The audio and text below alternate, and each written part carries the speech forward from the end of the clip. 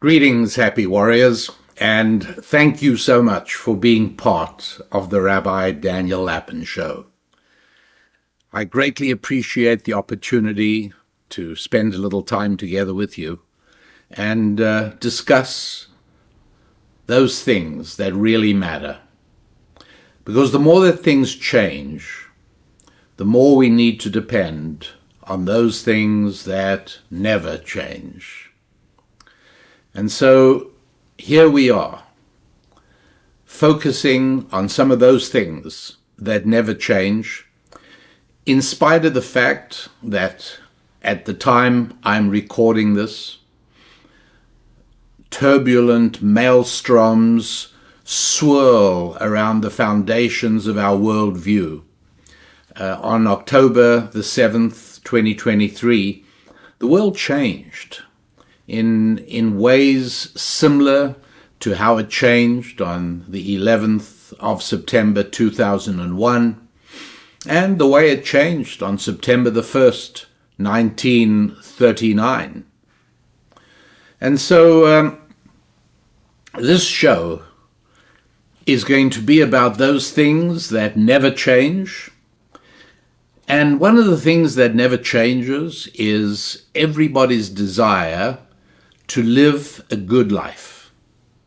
And what's more, to make it possible for our children to live a good life. And should we be ever so fortunate, our grandchildren as well. And so it's worthwhile actually spending a few minutes on what constitutes a good life. How do we get it? And how do we convey it to children? What should you use as your compass in trying to decide how to make the decisions that crop up every day? Decisions, many of which will actually impact the direction of your life. What do we use as a guide for that? It's not at all simple, you know. Some people will say, just do the things that make you happy. But the trouble with that is that we human beings are created in such a way that we become increasingly happier with whatever it is that we're doing. Anybody who has tried to acquire or banish a habit, tried to get a good habit or get rid of a bad one, you know that the more you do something, the more comfortable you are doing it. And this is one of the reasons that more often than not, when I ask people who have had successful careers in various fields, from anything from brain surgery to carpentry to plumbing to bookkeeping, to social work, to running a garbage company. And I often ask people, you know, if you had to do it again, would you choose a different occupation? And overwhelmingly, I want to say 99% of the time, for people who did not jump from activity to activity or from job to job or from field to field, but people who devoted the major part of their working lives to serving their fellow human beings in a particular way, those people all say, I wouldn't have it any other way. I'd be exactly the same thing. I'd want to do the same kind of work. Isn't that odd? Wouldn't you have thought that it should be 50-50? Half people should be satisfied. Half people should say, I'd want to do something completely different. It's very, very few people. Because the more time and energy you devote to becoming competent at something and becoming a real professional at that thing, and the more your reputation grows among people who know you and like you and trust you, the happier you are with what you do. And so saying that, you know, imagine saying to your child, well, you know, I'm your parent, I want to teach you how to have a good life, and and it's not too. I know you're only 3 years old, but it's not too early to begin. And you say you must do the things that make you happy. Well, you know that if your child takes you at your word, you're well on your way to creating nothing short of a monster. Children intuitively do whatever makes them happy. The trouble is, it doesn't always make their parents happy. That's not a very good avenue to follow. And so you might also say, okay, fine. Have a good life. I want you to have a good life. And remember, always do the right thing. And you brush yourself off and you feel, well, I've done a really fine job there. I've taught my child, or maybe it's somebody you're mentoring, maybe it's a person younger than you you're guiding, maybe it's somebody asked for your advice. How should I seek a good life? And you answer and you say, well, you always just do the right thing. I hate to break it to you, but you've not been very useful at all. Why? Well, because look, if I were to say to you, walk 50 yards north from here, you know exactly what to do. There is no confusion. I know and you know, and I can predict, if you follow my instructions, I can predict exactly the point which you will arrive at when you've followed my instructions. But how about if I say something like, go to your right 30 paces. Well, that's very difficult to know, because right meaning facing which direction? What does that mean? Right. And maybe it's not your right, maybe it's my right, or maybe it's right doesn't mean anything. And so it doesn't work. Walk to the left. Whose left? What is that supposed to mean? Do the right thing. Whose right thing? Don't steal. Well, is that always true? What about the classic case they ask divinity students at Harvard Divinity School, what to do if your child desperately needs a medicine, there's only one bottle of it left in town, and the unscrupulous pharmacist says you can have it for $1,000. And you say, I don't have $1,000. I know yesterday that bottle of medicine cost 30 cents. He says, yeah, but now I've raised the price. What do? Well, you steal it that night. You go and steal it. And then the next day you present yourself to the law enforcement authorities and say, hey, I'm the guy who broke into the pharmacy last night and I stole a bottle of medicine. And the judge will say, can we find out how much it's worth? And the witnesses say 30 cents. And the pharmacist says, no, it's $1,000. Judge says, could you bring any proof that this sells for $1,000? Have you seen anyone pay $1,000 for it? Pharmacist has nothing to say, and the judge then goes ahead and fines you, $5 for the theft. You must repair the damage, pay the 30 cents, and that's how you handle that. So it turns out that there are times where the right thing to do is to steal, or how about do the right thing, never tell a lie. A Hamas terrorist shows up at your house where you are hiding me. And he says, got any Jews here? It's okay to lie. It's not only okay, you should lie. Because lying is not an absolute.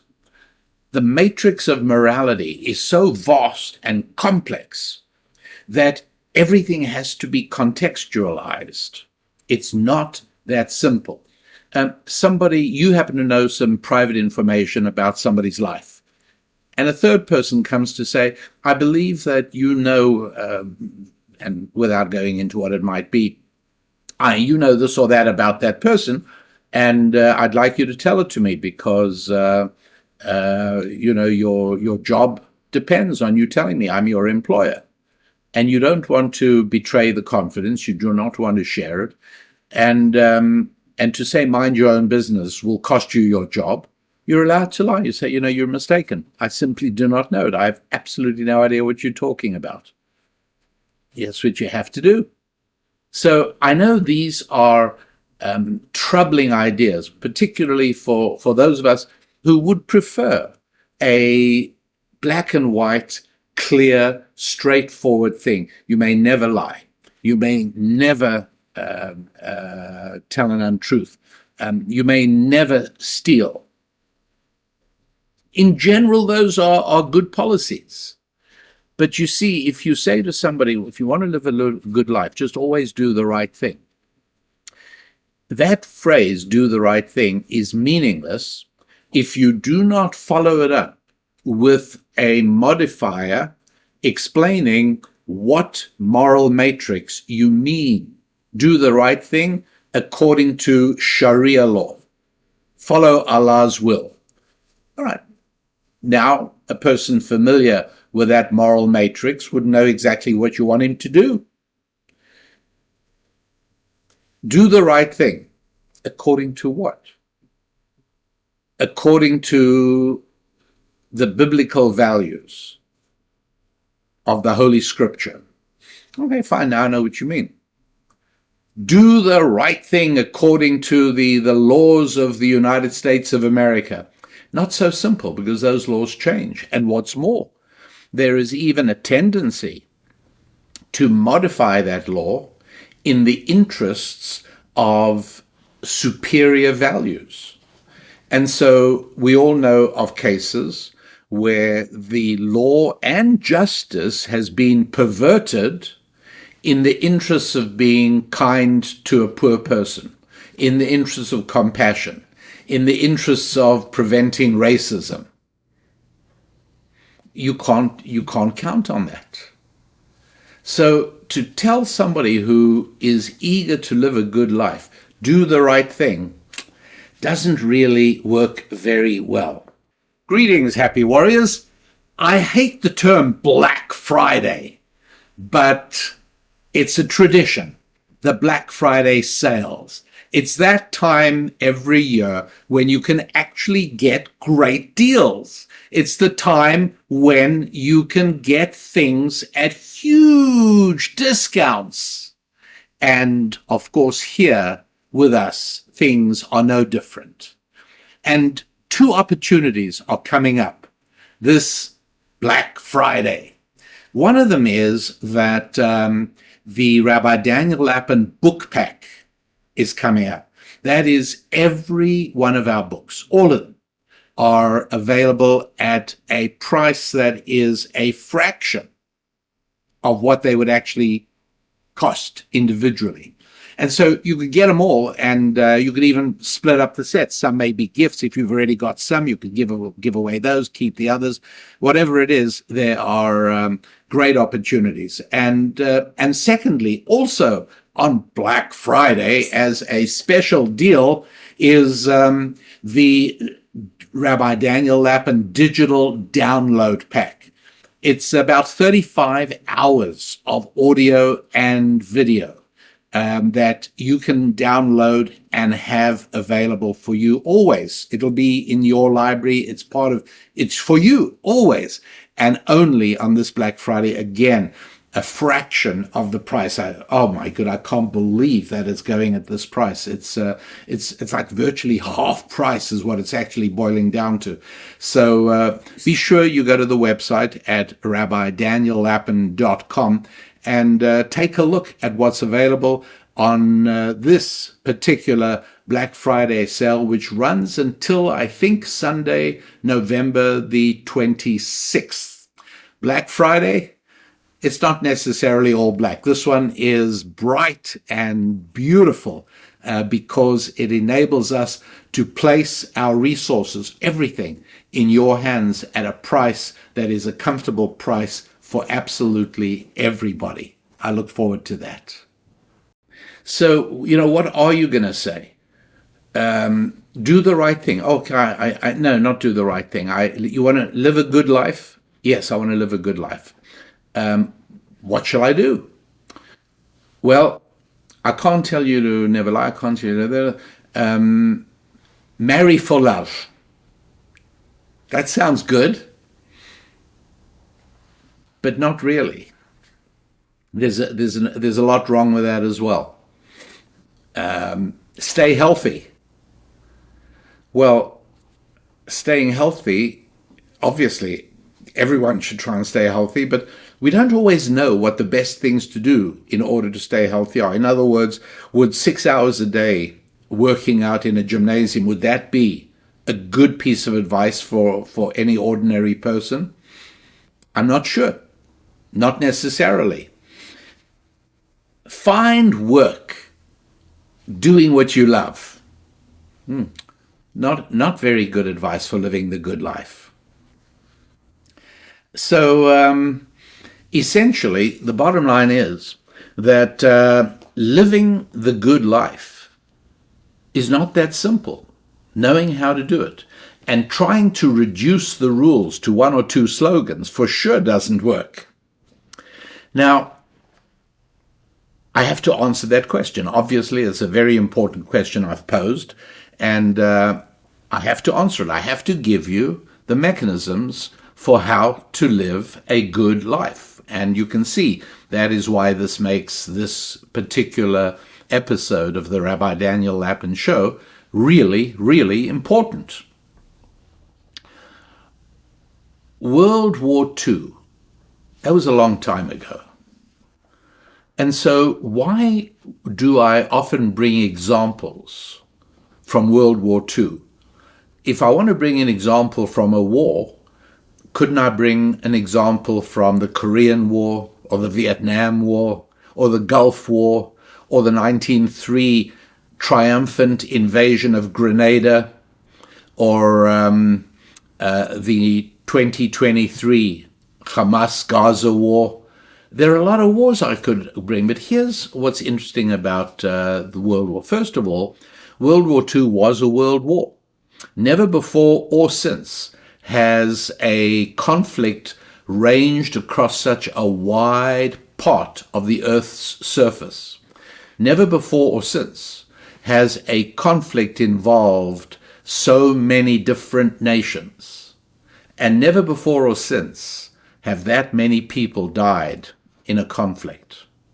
And finally, in no subsequent conflict have the issues of right and wrong been quite so clearly delineated as perhaps the war currently raging at the time I prepare this show in Gaza. But in terms of a massive conflict, World War II is really very interesting. And when Germany attacked France in May of 1940, they swept through all of France in about 6 weeks. It's amazing.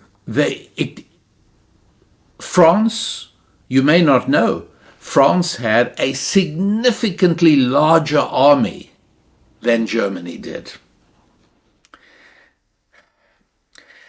France possessed many, many more artillery pieces, many more tanks, and many more airplanes than Germany did.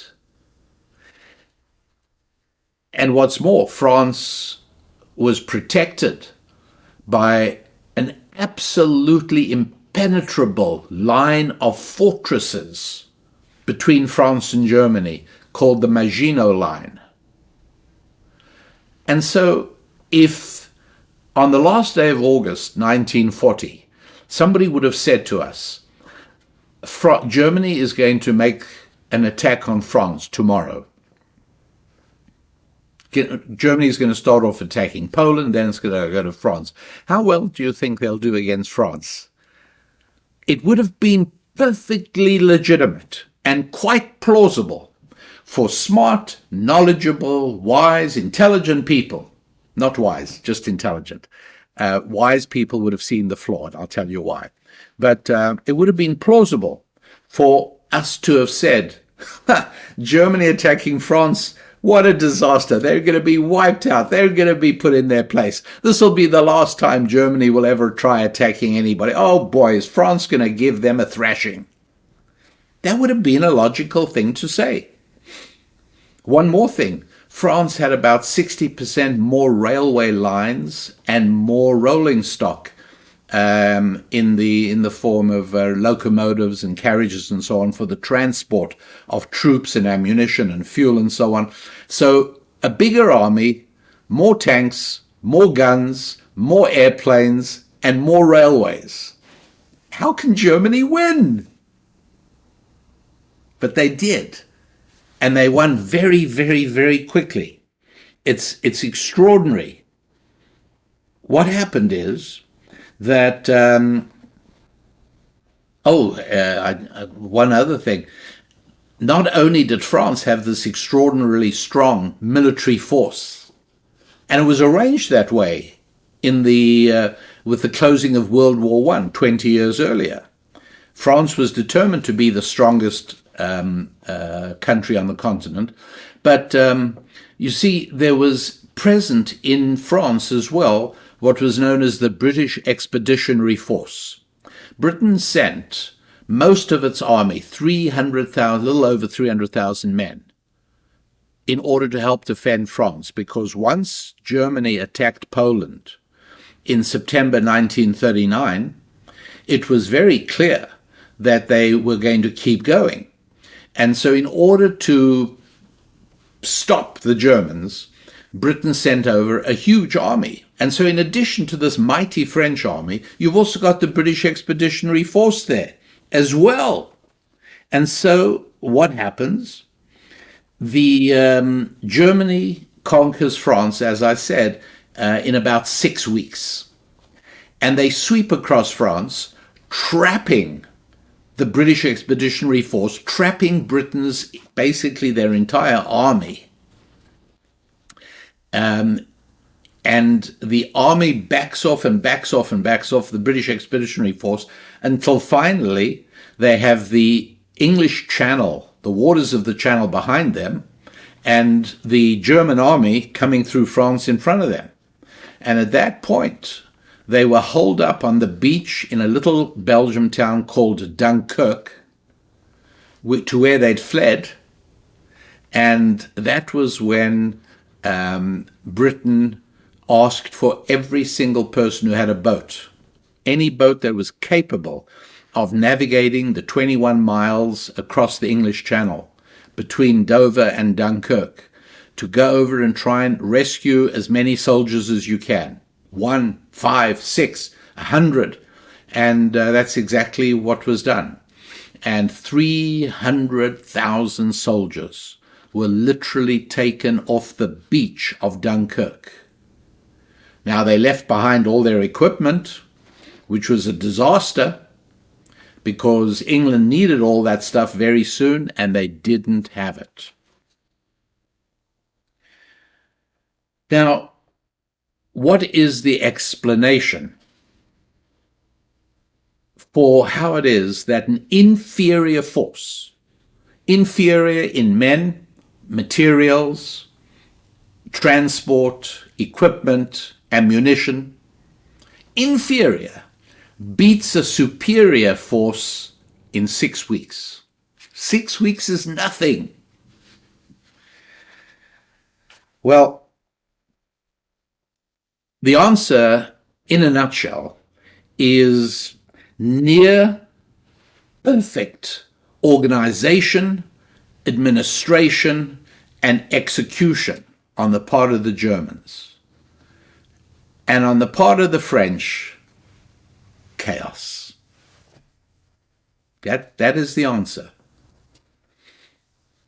And in spite of the fact that Germany had far less of everything you need to make war, they had far less, but they did have meticulous planning, meticulous and super diligent execution. It's true that German tanks were outnumbered by the French, but German tanks were controlled and commanded from a central command by radio. Yes, German tanks were not as big or as fast or as powerful as French tanks, but they were equipped with radio. And German military headquarters coordinated tank assaults in a way that turned the French defending tanks, well, into nothing but mincemeat. Because by being able to focus their fury in carefully coordinated assaults, they went through French defenses like a hot knife cutting through camembert cheese. Look, it's impossible to overestimate the effectiveness of German military organization. I'm pretty sure in my own mind that that has a lot to do with why BMWs and Mercedes-Benz cars are far more reliable than Peugeots and Citroëns. It's a national characteristic that the Germans have possessed for a long time, and they used it to very, very good effect in World War II. Why didn't they win the whole war? Because Hitler put ideology instead of military victory. And he had supreme power. And so things began to fall apart. And the military commanders, German military commanders, began to lose faith in their own judgment and gain confidence in Adolf Hitler's judgment. Because when he told them to march into the Rhineland, well before World War II broke out, they were sure that the French, whom they knew possessed a superior military machine, they were sure the French would rise up and throw them out to force them to adhere to the terms of the Versailles Treaty. Nothing doing. Hitler said they'll do nothing, and Hitler was right. And Hitler decided to assault the Sudetenland in Czechoslovakia, and his military people told him the Allies aren't going to stand for it. They did. Hitler decided to take Austria before that, and the military forces said, you can't do it. The British and the French will not stand by this. They will stop it. And they didn't. Hitler was right. And so when it came to invading Russia, which was a disaster, the first disaster for the Nazis, Hitler said, we launch this operation against the Russians in June 1941, and they went with it. But as far as beating France, it was a system. And I want you to imagine what happens. What happens when, and I'm imagining this, but when a German, shall we say, a platoon commander, and it's now time to attack France, and this German platoon commander probably knows that he has to get his men to a specific location at a specific time. And he receives his directions from command, and his directions are, go to this railway station and get on the next train, and that's going to take you to a certain place. Get off the train with your men, march 3 hours to this hill, and get ready for your attack. Platoon commander goes to the railway station with his men. The train arrives, they get on it, it takes them to where they're supposed to go, they get off it, and then they march the requisite number of hours, they get to the hill, and guess what? They'll find that at the hill, fuel and ammunition and food, everything's already been put there, because another part of the German military has had the responsibility of making sure the supplies are in the right place at the right time. And so, sure enough, they move ahead. Now, imagine a similar leader at on the French side. And what happens to him? He arrives and he's told, the Germans are coming, you need to get to a railway station, catch that train and go along. And, well, the French platoon leader goes along to the railway station. When he gets there, he's told that, no, they didn't mean this railway station. This railway station, the rail tracks have been bombed, and so there are no trains coming here. You have to go to another station. So he marches his men to another station.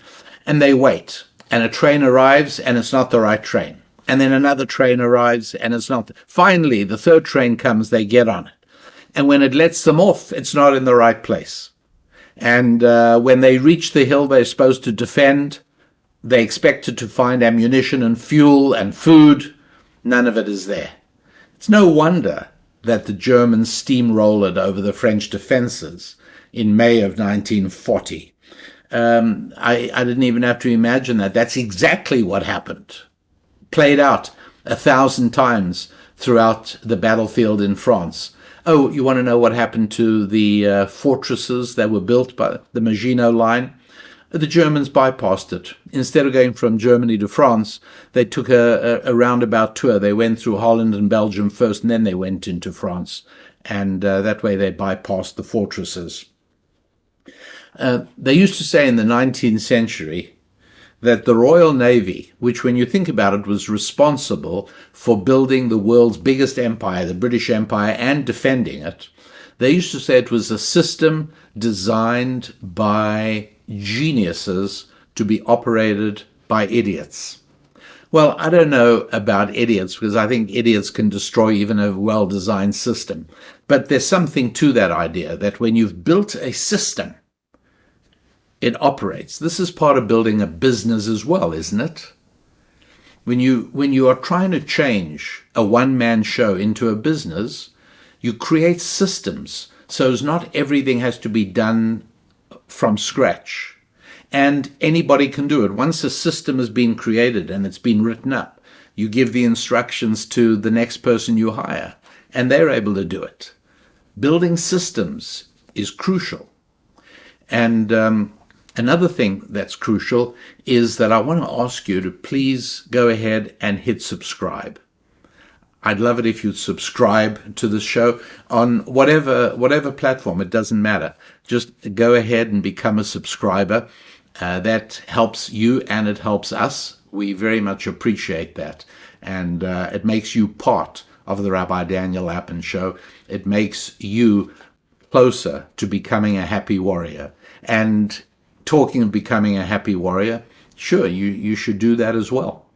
You just go to rabbidaniellapin.com, and right there on the home page in the menu you'll see how to join and be a happy warrior. And something else I want to draw to your attention is The Holistic You. It's a brand new book that Susan and I have completed, and it's just become available. The Holistic You. It's exactly what we're talking about. It's integrating your family, finances, faith, friendships, and fitness. These constitute the system of your life. So become a subscriber, become a happy warrior, become part of our community of happy warriors, and make sure that you have a roadmap to systemizing your life. It's called the Holistic You. You do need it.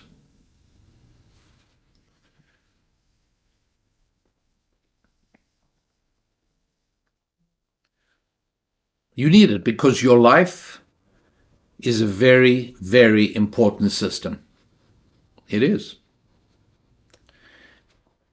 And it's not a simple system. It's an important system and it's a complicated system. It is made up of 5 main focal points. None of them are more important than the other. I can't even give them to you in a list in the sense that I always will say, here are your 5 zones. Number 1, number 2, number 3, number 4, number 5. Because I often change the order. The order doesn't matter because none is more important than any of the other 4. You need all of these 5 zones. It's exactly like any system. If Germany would have had this great radio command system of their tanks, but no railways, no, they had to have railways as well. And they had to have a way of supplying fuel and food. And they had to have a way of training men. System has many components. That's the whole point. Me, by myself, I'm not a system. But with a lot of parts of it, And here's the thing, we all thrive better within systems. Even a society, a country, a government is a system. And anybody who's had the misfortune of having to live through a civil war or through a time of civic chaos and anarchy, we all know that being able to have any kind of a system of government, a system of justice, an economic system that works, but all of these are systems, and they're very complicated and quite delicate also, frighteningly fragile, in fact, easy to destroy a system, hard to build it, and hard to maintain it. And so here we are with our lives maintaining a system made up of the 5 critical features in our life, and integrating these things, making sure they all interact with one another and they all interact correctly with me. That is how you build a good life. That's what we're talking about, building a good life. And they are family, finances, faith, friendships, and fitness. Or if you like, they are fitness and faith and friendships and finance and family. Or if you like, they're family and friendships and fitness and finance and faith. The order doesn't matter, but they all 5 do matter a great deal.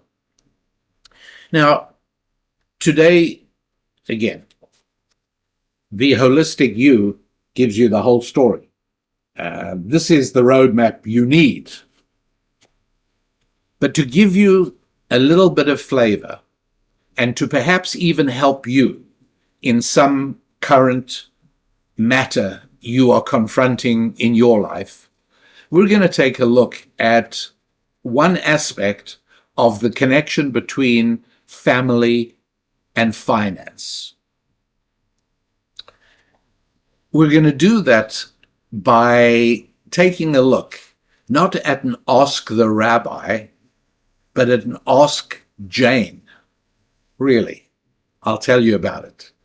But first of all, let's just make sure that we all understand what I mean when we talk about family as one of the critical 5 F's. Family isn't just how you relate to your siblings.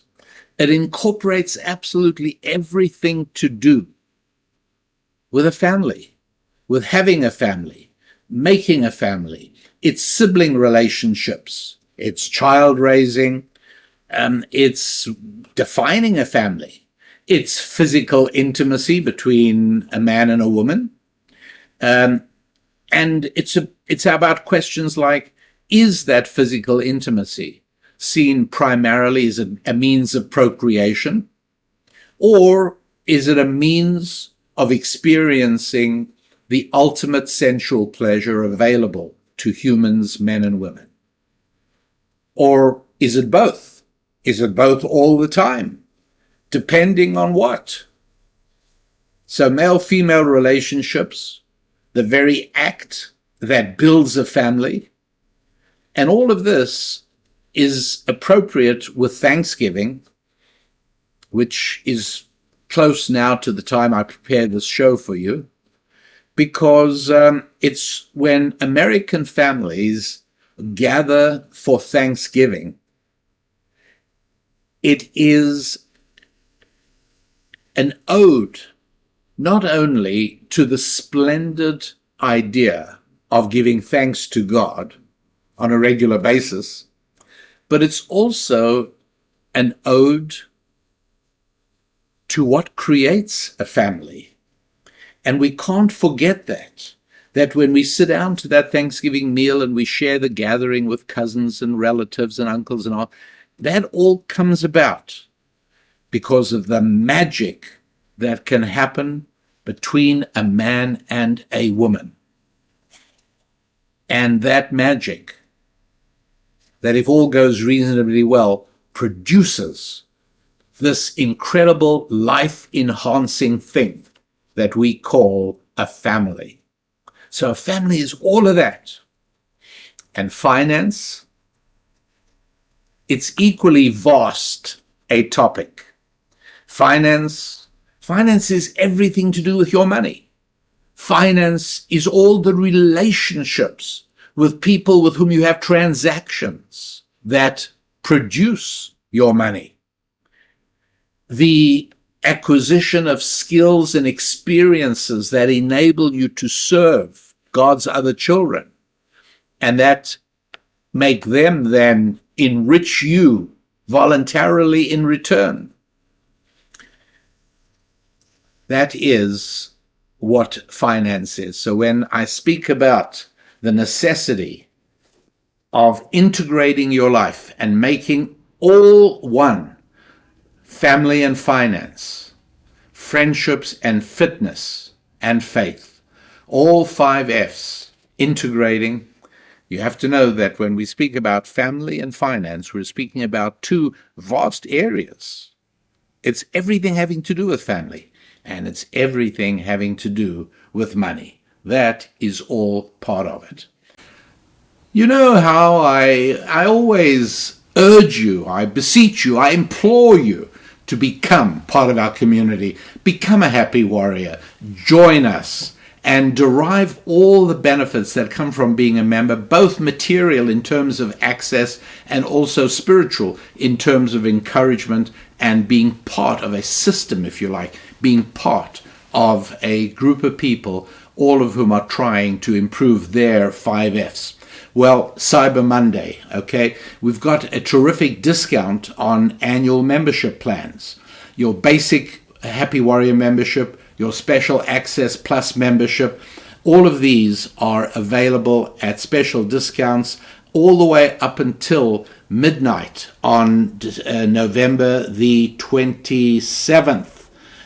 So whether you're trying to upgrade your membership or gain a membership as a basic member or as a special Access Plus member, all of it, now's the time to do it.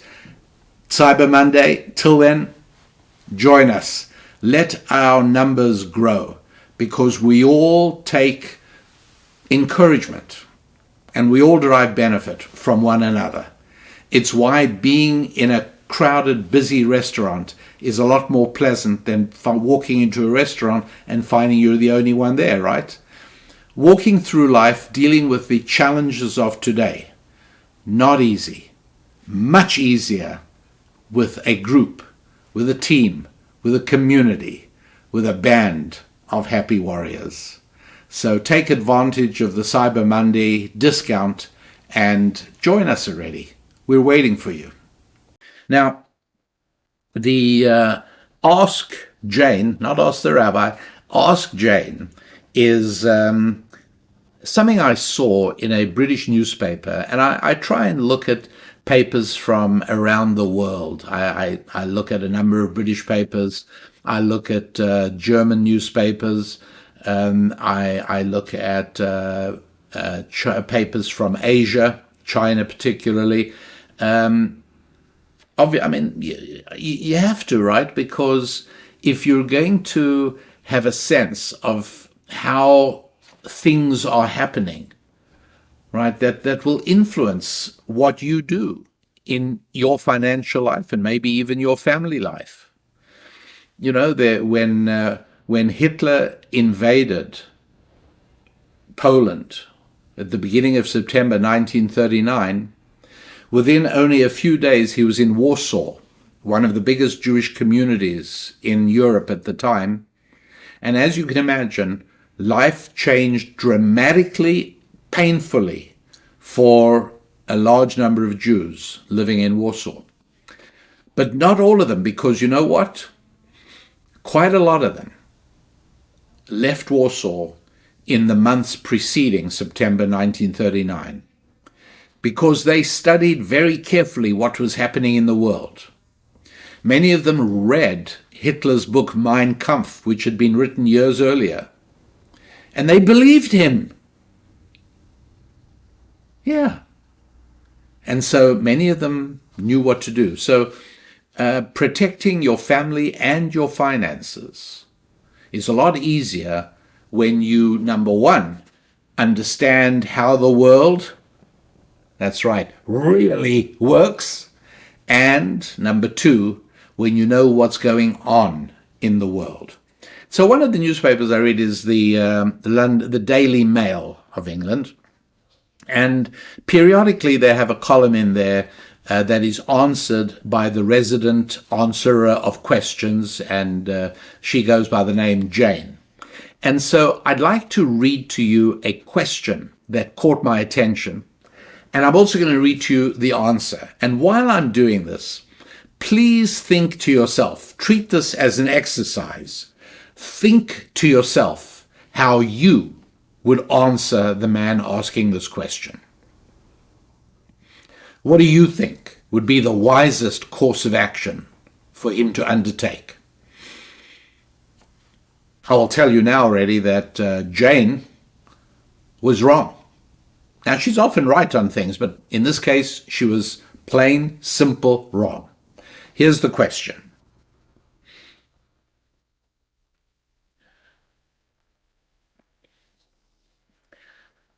The guy doesn't give his name. He signs himself Distrust Fund. And he writes, "My wife and I have always lived a somewhat humble life. I work for a non-profit and she is a teacher, so our combined income is not really enough to allow us to live the high life. There have been some challenges along the way, moments where we really thought we weren't going to make rent, times when we lived off cans of soup or Kraft mac and cheese, and a lot of nights in home because we couldn't afford to go out to nice bars with friends. Through everything, we've been a unit. We've definitely had our moments, but we've also supported each other really well, I think, in those hard times. I've gone to my parents a couple of times for help when things have been really bad. And even though they don't have a huge amount of money, they've been kind enough to help whenever they can. But I'm sick and tired of living paycheck to paycheck. So I've been looking for other jobs. I love my current role, but I feel it's time for me to do something that will allow me to give my wife and our future family the life they deserve." So imagine my shock when I was opening mail the other day and I stumbled across some paperwork that revealed my wife has been sitting on a trust fund worth more than £450,000. You could substitute dollars, it's close enough. My eyes nearly fell out of my head. She never said anything to me. I knew that she'd had a really bad relationship with her parents growing up, so much so that she hadn't spoken to either of them in years when they passed away. But how on earth has she been hiding this from me? I'm so angry and upset with her. Don't get me wrong. I don't think it's her job to provide for the two of us. But there have been times when this money could have quite literally saved us from homelessness. And she's never said anything about it. I've been desperately looking for a new job, and still she's been silent. I know I need to talk to her about it, but I truly have no idea where to start. Deep down, I hope there's a good reason she's been hiding this money. But then so many other possibilities run through my head, and I get so frustrated that I cannot even look at her. She knows something is up. It's been days now, but I haven't been able to bring myself to start that conversation because I just don't know where to begin. Any ideas? From Distrust Fund. And Jane responds as follows. Have you had a chance to think about it? What would you say to him? Dear Distrust Fund, money can be the source of so much discontent. Editorial note, lack of money can be a source of even more discontent. Money can be the source of so much discontent, as you are now discovering. And I can only imagine how you must be feeling, given how you've had to ask your parents for help and have been recently looking for other jobs to supplement your income. I don't know why your wife has been keeping this trust fund a secret, but she does. There could be any number of reasons why she has chosen not to share this information and this money with you. But until you tell her that you know, and reveal how you feel about all the things you have done to keep the two of you afloat when you could have helped, when she could have helped, you will not be able to guess nor get over your frustration. It is always lack of communication that gets in the way of an otherwise good relationship. In this case, you can begin by telling her that you discovered the trust fund and that you feel betrayed and ignored and alienated at her not sharing this information with you. Whatever her reason for withholding, ask her to be honest with you. Transparency is the only way the two of you can move forward. And whatever transgressions either of you might have made, an open conversation in which you can both hear the other is the way through this difficult conversation. I wish you well, Jane. Okay. I'm going to, first of all, tell you some of the things that were important clues in this man's letter. And then I'm going to give you an answer which is quite different from Jane's answer. It's an answer that comes from the holistic you. It's an answer that is derived from an integrated life. It's derived from ancient Jewish wisdom, and it's laying out the details of how to live a good life. Well, first of all, a couple of things in the guy's letter. And it's worthwhile being alert to subtleties whenever you're talking to people or whether you're reading. Ancient Jewish wisdom says that one of the reasons that we were given 2 ears and 1 mouth could have been 1 ear and 1 mouth, right? Could have had an ear in the middle of the forehead, mouth just below it. No. There is a hidden spiritual message to do twice as much listening as we do talking. So we're now going to listen carefully to this man's letter. Dear Jane, my wife and I have always lived a somewhat humble life. Humble was an interesting choice of words there. I paid attention to that. I work for a non-profit and she's a teacher. My ears perk up at hearing working for a non-profit. So our combined income isn't really enough to allow us to live the high life. Okay, not everyone, you don't have to live the high life, but it sounds like you weren't even able to adequately live the low life if we continue reading. There have been some challenges along the way. Moments when we really thought we weren't going to make rent. Times when we lived off cans of soup or Kraft mac and cheese. And a lot of nights in because we couldn't afford to go out to nice bars with friends.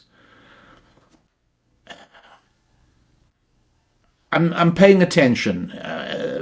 The aspiration of being able to go to nice bars with friends, I don't know. And a humble life when, and he said we weren't able to live the high life, not being able to make rent and times when we lived off cans of soup. Through everything, we've been a unit. This sounds to my ear a little bit, I won't say desperate, but a little bit of, he's telling himself, he's not talking to Jane now, he's telling himself, we got a good marriage, we're a unit, we're one. We've definitely had our moments. I bet you have. But we've also supported each other really well, I think, in these hard times. I know that you feel supported really well, but I wonder if your wife, the teacher, feels equally well supported. I'm sharing with you the thoughts going through my mind as I'm reading his letter. I've gone to my parents a couple of times for help. Okay, that's a biggie. That's a biggie. If you're a married man, you shouldn't be having to go to your parents for help. You have friends. Couldn't you have gone to friends for help? Or these the friends you didn't go to bars drinking with? You may think I'm being harsh here, but bear with me still. Am I being harsh? I think I'm being accurate, as I think you'll see. When he says he's gone to his parents a few times for help, and they've helped, by the way, that just tells me that he's still a boy, not a man. And I think that's the crux of what's going on here. He's a boy, not a man. But I'm sick and tired of living paycheck to paycheck. Well, you've been doing that for a while, apparently. So I've been looking for other jobs. You don't have to look for other jobs. That tells me he's not serious. You might think I'm reading a lot into just one S, making a plural. But you look for another job. You focus on a job. You don't looking at jobs means you read through the ads on a website that has a whole lot of jobs. That's not serious. That's not looking for a job. That's not how you find a job. No, he's not seriously looking for a job because he's managing. Somebody's taking care of him, his parents and his wife, the teacher. I love my current role. Oh, that tells it all. I'm not saying that nonprofits have no place and nobody should ever work for a nonprofit, but many nonprofits simply do not pay market rate for labor. There's a reason for that. Sometimes they're having trouble raising money. Sometimes they realize that there are people willing to work for less than market rate for the role of being, oh, wait a sec, that's a word he used. I love my current role. So this is a guy whose ego is being flattered by whatever he's doing in this nonprofit. He's finding satisfaction in it. And so he's putting his pleasure and internal satisfaction ahead of his responsibility as a man to support his wife. And our future family, he says. So they don't have children yet. I guess that's why he wants to go out drinking with his friends in bars. But again, boys shouldn't have children. Only men should have the privilege of having children.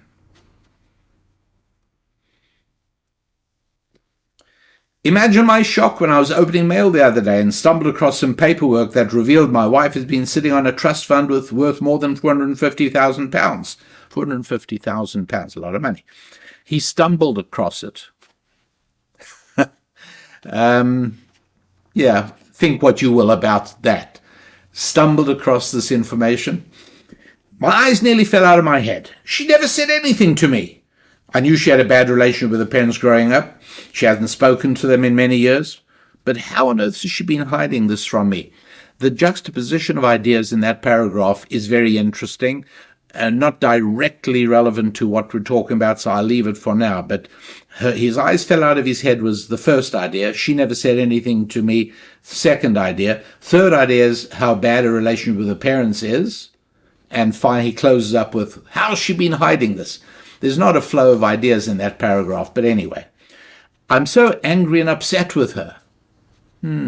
That's also a boyish response, isn't it? Childish. Doesn't know anything yet, but he's angry and upset. Don't get me wrong. I don't think it's her job to provide for the two of us, but that's exactly what she's doing, isn't it? It's clear that she, as a teacher, is providing certainly, if not a fair share, maybe the lion's share of what they need. This money could have quite literally saved us from homelessness. No, literally means they actually were homeless, but he always got money to pay the rent from his parents. So they never were literally homeless. They might have literally been close to not being able to pay the rent, but that's not being literally homeless. So he says this money could have saved us from being homeless. They weren't homeless. And she's never said anything about it. I've been desperately looking for a new job. Okay, now here he's started focusing because you can hear the emotion and intensity that is coming into this paragraph. I know I need to talk to her about it. I truly have no idea where to start. That's one of the characteristics of being a boy, an inability to communicate directly. It's pretty clear. No idea where to start. Dear, I've got something to tell you. I was going through mail, including some that had your name on it today, and guess what I saw? And I want to talk to you about it. But it's hard for boys to embark on awkward conversations. I know I need to talk to her, but I have no idea where to start. Deep down, I hope there's good reason she's been hiding this money. But then so many other possibilities run through my head, and I get frustrated that I can't even look at her. She knows something is up. It's been days now, but I haven't been able to bring myself to start that conversation because I just don't know where to begin. Okay. I obviously read his letter very differently from the way Jane did. Jane feels that Mrs. is doing something wrong, clearly, because she feels that, I don't know why your wife has been keeping this trust fund a secret. The tone there it's crazy. Why would she have been doing that? And her, I don't have to take apart her letter. It's wrong. It's just the advice is wrong. Her advice is you have to go to her and have that open conversation. Okay. What is the right response? What is the right answer? If he was sitting here in my office talking with me and asked me that question, what I would say to him is exactly what I've already said. I would have said, it's time to grow up and be a man. It's a shame that you didn't do this before you got married, because your wife has already decided that you're a boy, not a man. Do you want to know why she's not telling you about the money? Because she believes you'll fritter it away. She believes she's going to end up in fights with you. You're going to be asking for some of that money to spend, and she's not going to want to give it to you. That's why she's not giving it to you. That's why she's not telling you about it. She's seen. She's watched the pattern. You don't solve the problem. You go and ask your parents. And you're always looking for new jobs, sometimes for a new job. But you're not serious about it because you really enjoy your role at the non-profit. And the fact is, you're kind of managing, not in the way you'd like, but it would be more painful to become a man and start taking care of your responsibilities. And so she's not telling you for a very good reason, because she knows you're going to ask for it, and you're going to ask. You'll come only this month. We got to get £2,000 this month. She knows how this is going to go, and where she got it, or whether it's a reminder of her, whatever it is, she isn't ready to let it vanish. You know why? Because you may think that you are a unit. We're one. We're together. I guarantee you, she doesn't feel the same way at all. And I'll tell you something else. She's already seriously thinking of ending the marriage before there are children. She's thinking of that already. And that's another reason she's not telling you.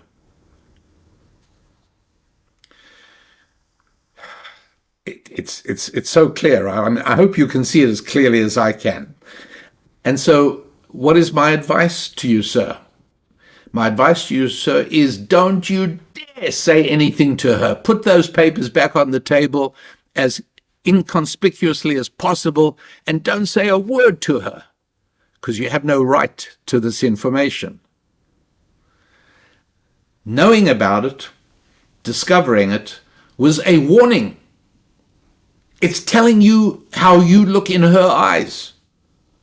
Because if you really were a unit, if this truly was a marriage where you were playing the role of the husband and she was the wife, she'd have come to you the very first day and said, darling, you're not going to believe what's happened. Our lives have changed. Look what I've got. She didn't do that because, as I pointed out earlier, when you said we're a unit, you were trying to persuade yourself of that because deep in your heart, you know. She doesn't trust you, you know. She doesn't trust you financially, which is a disaster for a marriage. And I'll explain why in just a moment. And so my advice, if you think you can handle it, if you can't, you may as well end it already. But neither way, and I mean, heavens, I just thought of community property. I don't even know how this would work in the United States of America. I certainly don't know how it would be a state matter, and I don't know how it would work in the United Kingdom. But I was just going to say, either way, you're not getting your hands on that money. Either the marriage is coming to an end, or she's keeping it for her rainy day.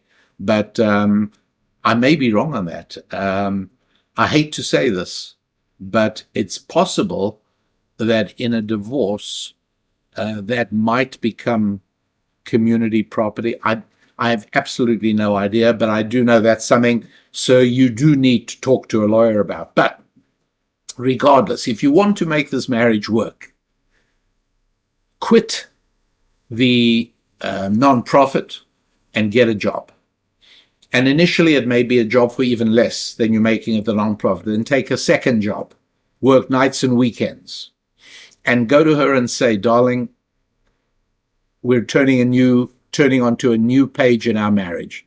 Things are going to be different now. And I'm not just saying that, I'm showing that to you. Because I haven't been pulling my weight in this marriage. Too much has depended on you keeping your job. No wonder we don't have children yet. You don't feel secure enough to have children, obviously. And that's all my fault. And so we're going to fix that. And within the next 12 months, I'm going to get to a point where if you want to quit work, you can do it. And I will be able to support us and our future children. That is the only advice to give to this guy. Now, can he do it? Can a boy turn into a man? Well, over the course of years, many do. Most? No. There's plenty 40-year-old boys roaming around the United States of America. Plenty. Do you know any 40-year-old boys where you live? I bet you do. You may even have some in your family. No, not every boy turns into a man. And this boy certainly hasn't turned into a man. Can he do that? I don't know him well enough to know that, but I doubt it. There is in the back of my mind a nagging doubt that he is so self-indulgent and so narcissistic. Forget that. I'm not going to use that word. That's a pop psychology word these days. Everybody's narcissistic. Forget that. But this is a guy who's very, very self-centered, very, very full of himself. And so what is happening here? Well, here is an interesting study. This was done in Sweden, and it was done with enough respondents, and it's been replicated enough that I feel it's interesting and worthy of mention. What does this study say? It says something which probably shouldn't be an enormous shock to you. Certainly wasn't to me. It wasn't a surprise at all. What the study shows, and it's interesting, I can't even imagine what made them even embark on that study, but it's fascinating. When women win a big lottery prize, divorce follows very often. When a man in a marriage wins a lottery prize, the marriage gets strengthened. They love each other more, if I can use that romantic, sentimental terminology. Isn't that something? You hear what I'm saying? That when a woman in a marriage wins a lottery, divorce follows more often. When the man does, that doesn't happen. Now, I've told you we're talking about finance and family, or if you like, we're talking about money and marriage. What's going on here? Well, even, as I've mentioned many times, even very feminist-leaning advisors tell young women, well, if the man doesn't pay for a date, particularly the first one, get rid of him. He's no good. Why? After 60 years of sexual egalitarianism, after feminism, why? It shouldn't be that way. I mean, why? Let them split it. Because they all know that money and sex go hand in hand. They are very strongly connected. And I've said this before in a very important show from a couple of years ago, a very important show, right here, the Rabbi Daniel Lapin show. I said, advice to young women, if it has to be one or the other, marry for money, not for love. Because money tells you much more about the man than the fact that he says, I love you. A man's money says a lot about him. In the same way that this man who wrote to the Daily Mail and asked Jane a question, I know a lot about him simply by his handling of the money. I get it. I understand it.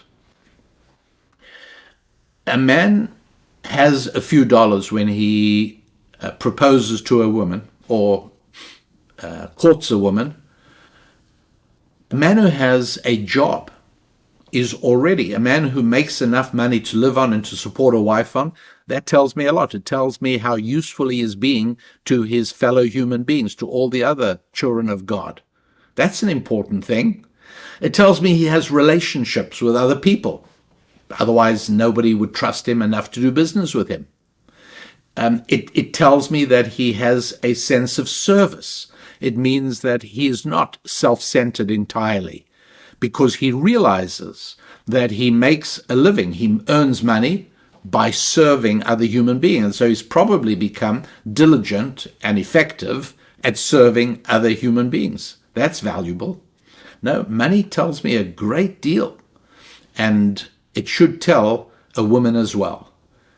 You can tell this woman is worried. And why I say that she is thinking of getting out of this marriage, that's the reason. We also know other facts today. We know that marriages in which the woman, the wife, out-earns the man significantly, those marriages do not last. And so that's just another variation on the idea of the wife has more money than the husband. But that's not the sort of marriages women look for.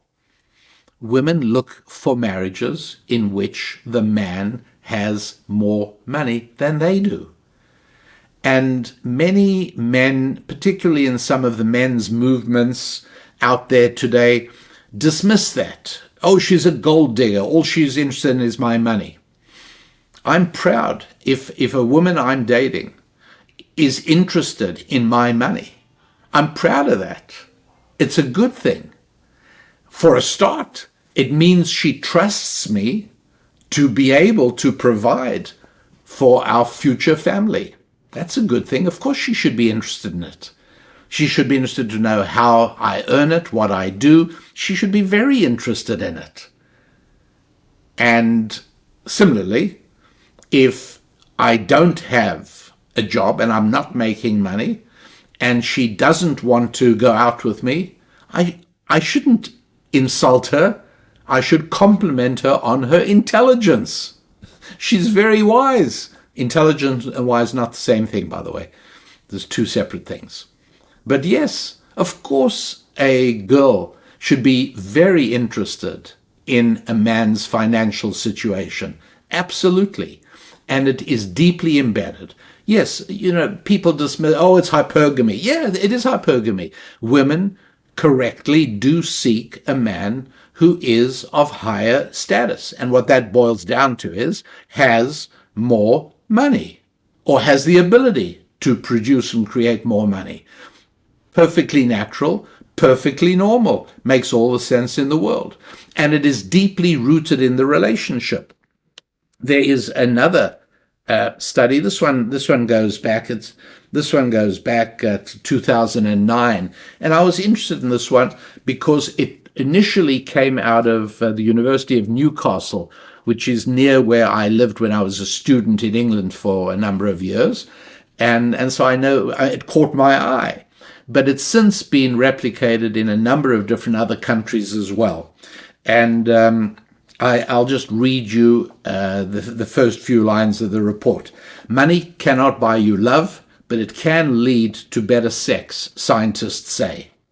A controversial study claims that women find lovemaking more fulfilling if her partner is wealthy.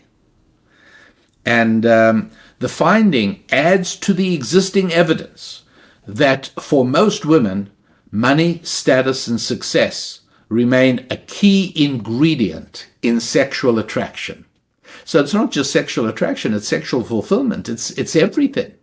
It's really an integral part of the male-female relationship. There's no getting away from that.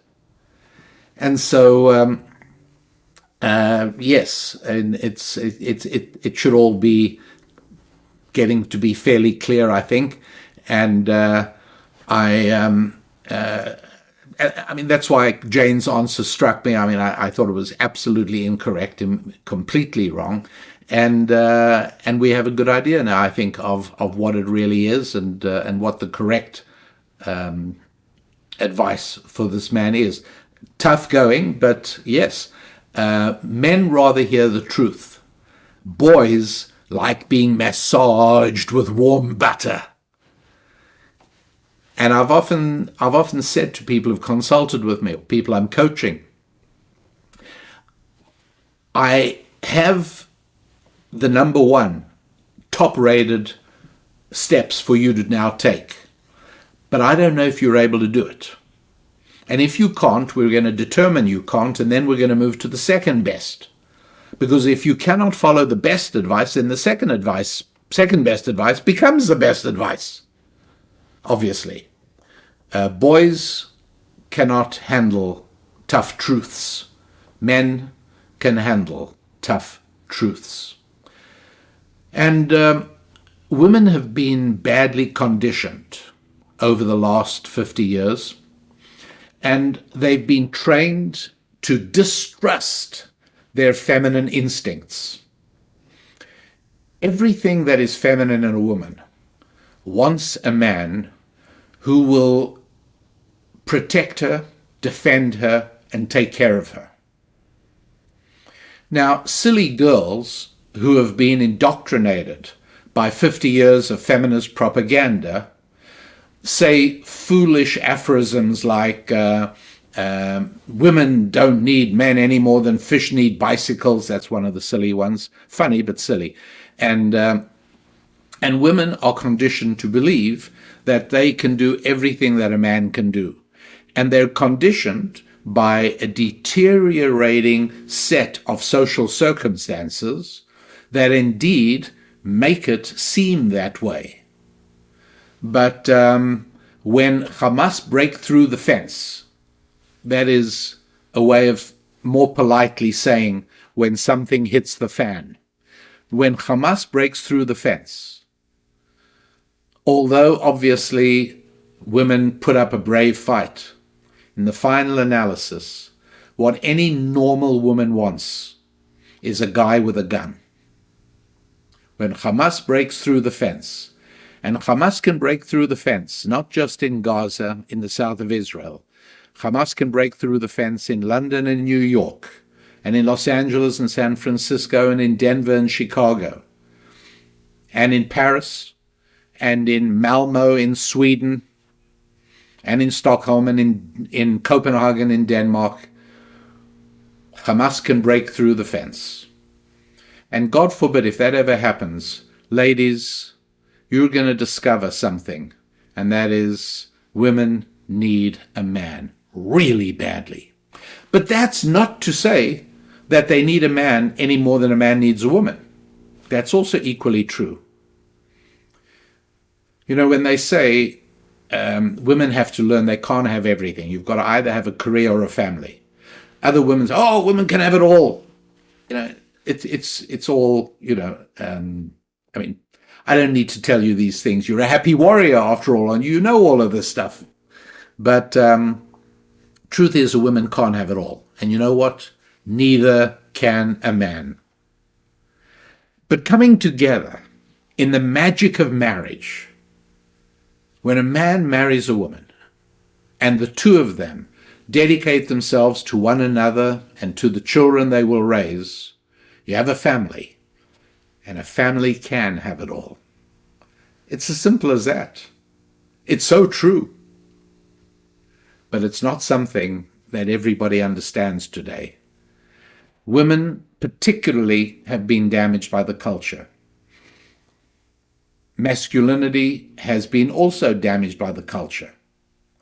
But femininity has suffered very badly, and women have been conditioned not to trust what every feminine instinct in their body yearns for and calls for.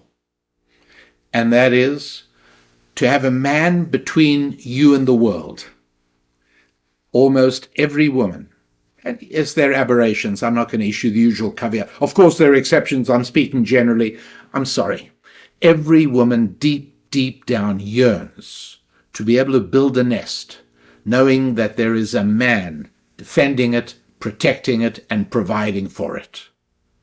It's as simple as that. It's also one of the reasons that women seek out men who are taller than they are.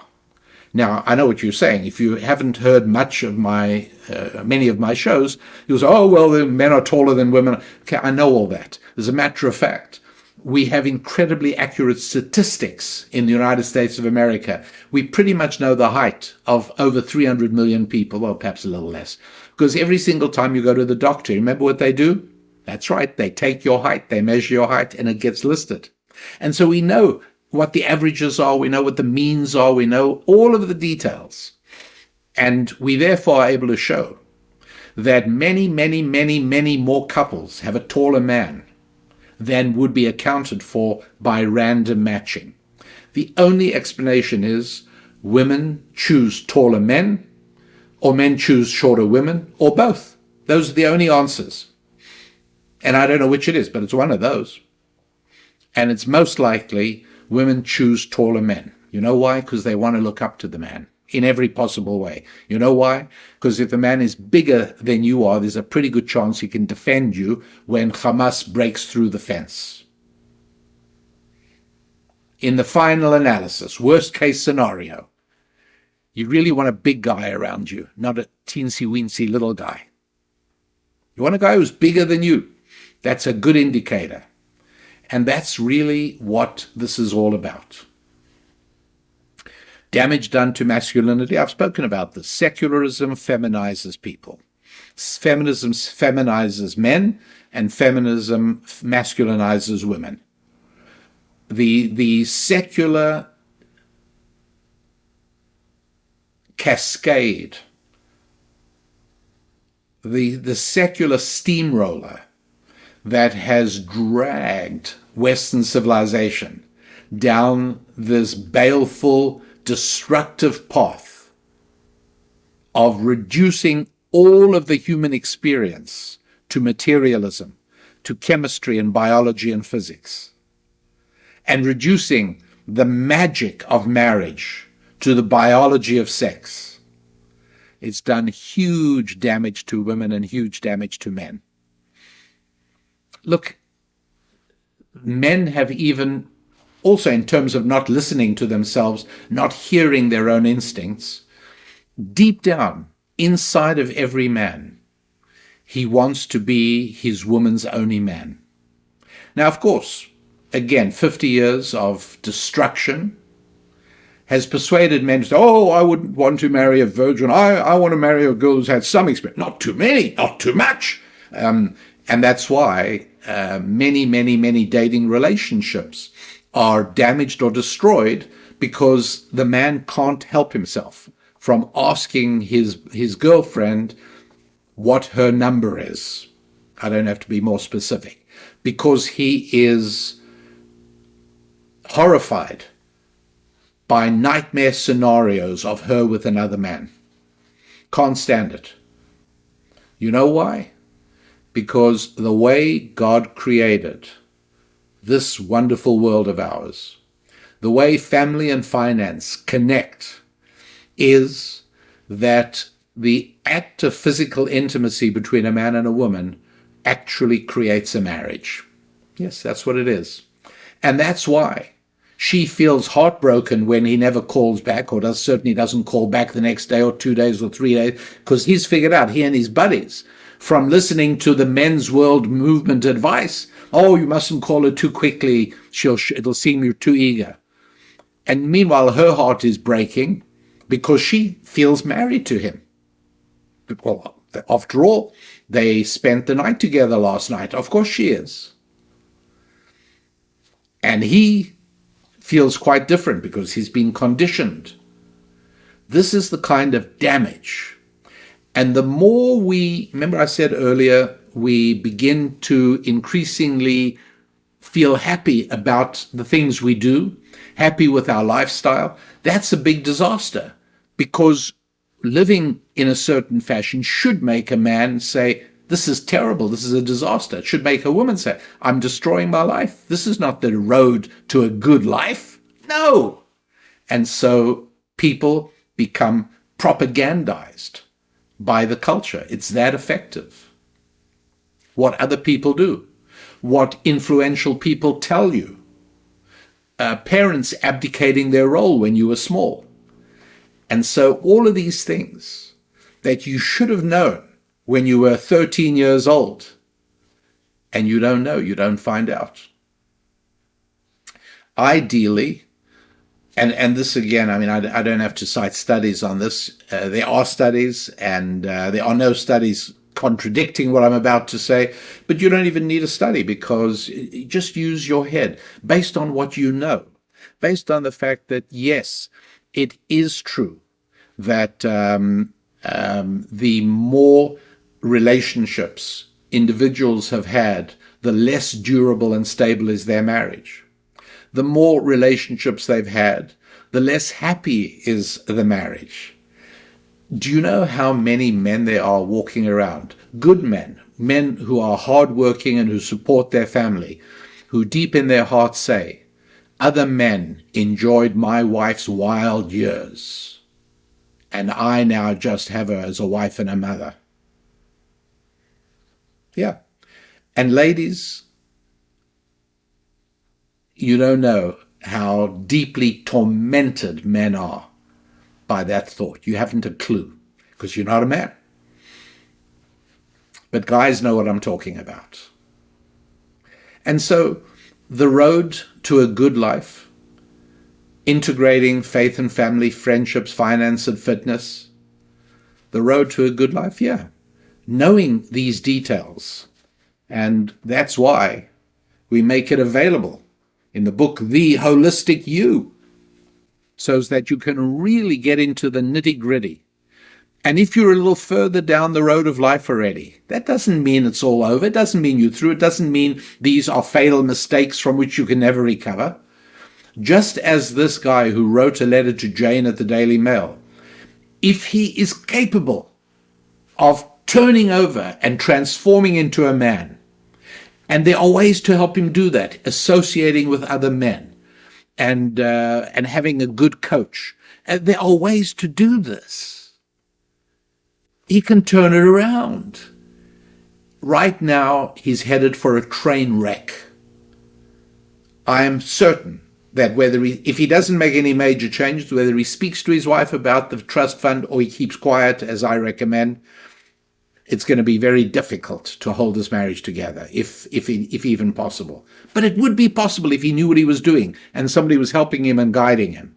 And so it is that even in a mature marriage, even in a marriage that has seen a few years, there are things that can be done by both the woman and the man, both the husband and the wife, right now, that can transform the rest of your lives. These are really, really important things. But you won't find them on the pages of the Daily Mail. I'm afraid that's not going to happen. So please, if there's any sort of one little lesson that comes out of this, other than that, I wrote the holistic you with my wife for you, but it is that listen to your instincts a little bit. You are a woman. Allow your female and feminine instincts to be heard. Don't say to yourself, oh, sounds like 1950s, because in many areas they were right. And don't say to yourself, oh, this is primitive and I'm a modern person. Don't do that. And a man, listen to your inner voice. There's a little bit of you left that still remembers, even if you weren't alive in the 1950s, but there's a little part of you that yearns to be a man, and you need to hear that as well. So, ladies and gentlemen, happy warriors, thank you for spending this time with me. Thank you for spreading the word. Thank you for subscribing, and thank you for being part of the Happy Warrior community and helping other people to gain access to the Rabbi Daniel Lapin Show, where until next week, I wish you growth and progress onwards and upwards with your family and your finances, your faith, your fitness, and your friendships. God bless.